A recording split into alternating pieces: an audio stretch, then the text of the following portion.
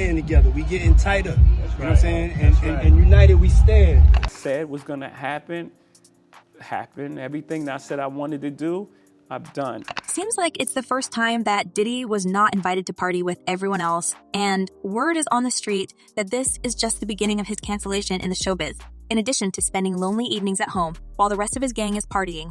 And here's even more revelations. Apparently, his guardian angel, Clive Davis, might be clocking out early, inviting other music bigwigs to follow his example. The world decided to throw Diddy to the wolves, and while Clive Davis made it clear that Diddy is still VIP, no matter what, the rest of the industry didn't seem to catch the message. Some of other music heavy lifters like Jay-Z allegedly claimed that don't want to stain their reputation by seeing side by side with the disgraced music mogul.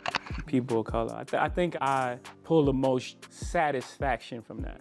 Word on the street is Jay-Z went full on cancel culture. His traditional pre-Grammy brunch, he got it canceled. Apparently, as one insider leaked the juicy tidbits, they couldn't figure out how to uninvite Diddy, especially when Clive Davis was still planning to roll up as his plus one. Now, Jay-Z is making sure everyone in the industry has to choose between him and Diddy, and while he knows when to bail on a sinking ship, the music producer also wants the others to follow his example.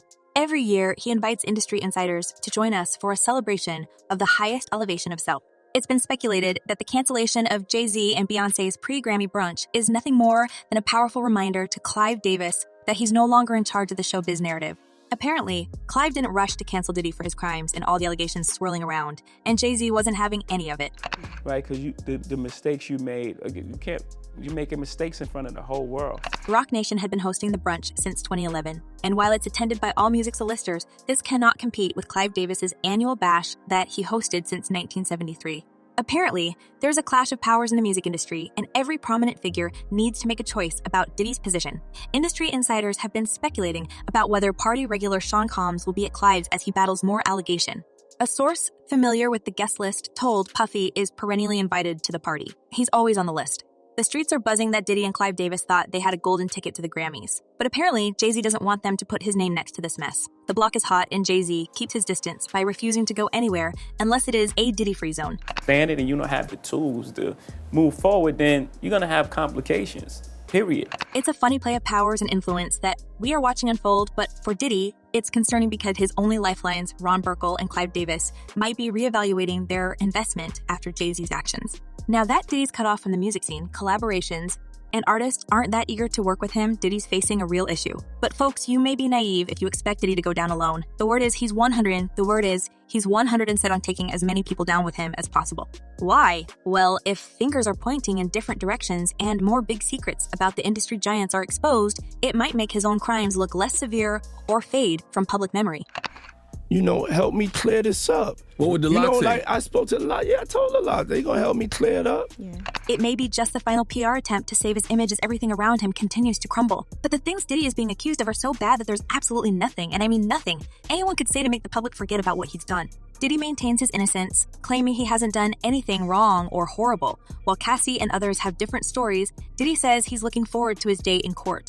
In his statement, he claimed sickening allegations have been made against me by individuals looking for a quick payday. Let me be absolutely clear. I did not do any of the awful things being alleged. However, there's another fear creeping up on him, one that he's genuinely scared of. It's the fact that Diddy's fortune appears to be built on smoke and mirrors. Yep, you heard it right. Despite his substantial net worth, his wealth is vanishing with more peer damage and lawsuits. On one hand, this might explain why he's dragging his feet with settlements, especially after Cassie took a significant chunk of his wealth. Puff paid too quick. Yeah. But Puff paid too I think that actually made him look more guilty. And folks, if you think that Diddy will use the help of his billionaire friends, it seems like there's no one to throw him a lifebuoy. One after another, his former friends are turning his back on him, and many people are already counting the days before the whole industry dirt is exposed. As one person commented, Hollywood is going down. All these parties don't even make sense anymore. And another user added, Diddy needs to do a remix of Chris Brown's song Loyal. All of Diddy's so-called buddies disappeared. You see, insiders now claim that one reason why Diddy's victims never pursued him in a legal battle is that he had so much money that he could effortlessly evade any legal consequences and destroy his opponent's reputation without serious damage to his wealth. You know what I'm saying? I gave them the money, and they kept all the money. The perception was that Diddy's wealth was insurmountable, and seeking justice would be an uphill battle. Now, with the industry's giants openly throwing him under the bus, the music mogul fears that the illusion of his financial might crumble. it seems like he simply lacks the substantial funds to mount a defense against numerous legal challenges. It's never been revealed how much he paid Cassie, but it looks like parting with such a huge sum was a substantial blow to the music mogul and his pocket. Now, as other victims of his crime sensed his vulnerability and finally went after him, he's about to give away the remnants of his wealth. This is actually the third lawsuit in as much time levied against Combs. Even before 4 women accused him of misconduct, Diddy was having a challenging year. He had ambitious plans for one of his business ideas, but the $185 million deal to acquire the operations of 2 major companies in multiple states fell through. Around the same time, he explored acquiring Paramount Global's BET, the first Black-owned cable network, as part of a grand plan to establish a Black-owned global media powerhouse. Unfortunately, in August, Paramount withdrew the network from the market. Following this setback, Diddy focused on his music career and released his love album, Off the Grid, featuring a list collaborators like Justin Bieber, The Weeknd, John Legend, and Mary J. Blige. He had one purpose when he was doing Bad Boy, and now he's got a whole new purpose. It was his first solo studio project since 2006, but despite the star-studded lineup, the album peaked at number 19 on the Billboard 200 chart, marking it as his worst performing record. Now, folks have been side-eyeing Diddy for ages, labeling him a second-tier rapper and a mediocre producer. The tabloids and music critics went full shade, mentioning his rather creepy conversation with a female protege on intermission, and labeling the entire thing as oddly dissatisfying return. Diddy's been sipping from the drama cup, attempting to build a Black-owned media empire, and come back a new man with a new nan. But the thing is, the industry doesn't want him back, and even his longtime mentor Clive Davis has no power to stop this epic downfall. To Diddy, who continues to face renewed criticism after settling. It seems like the saga with Diddy's cancellation was planned all before Cassie's lawsuits. You see, folks, 2023 was simply the worst year for the music mogul. He eyed Paramount Global's BET, aiming to create a powerhouse. But oops, Paramount pulled the plug and left Diddy high and dry. The struggles continued as his love album, Off the Grid, featuring A-listers, took a nosedive on the charts. Someone get him a life vest, because that's one sinking ship, and it all became worse with the lawsuit saga. Diddy, like the drama magnet, accused the world's largest liquor company, Diageo, of racism and hoped to mint more cash on this lawsuit. However, the company decided to end his contract with him. Mr. Combs' bad faith actions have clearly breached his contracts and left us no choice but to move to dismiss his baseless complaint and end our business relationship.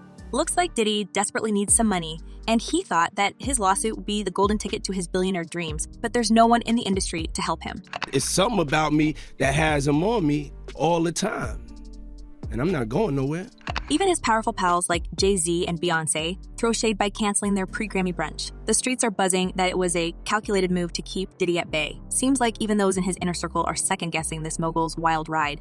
And many people have a good idea why. As one person commented, they can't try to disassociate themselves with him now. They're all one big puppet gang. And another user added, they need to bring the whole industry down, just not Diddy, Jay-Z, Beyoncé, and Clive Davis, all of them. Well, the start of the year brought nothing but more troubles for the music mogul, and his longtime pals from show business are turning their backs on him, one after another. But folks, what do you think about all this? Is Diddy being canceled by his own kind? And what are the chances that he will start dragging the rest of the industry with him? Drop your thoughts in the comments below, and don't forget to check my other videos.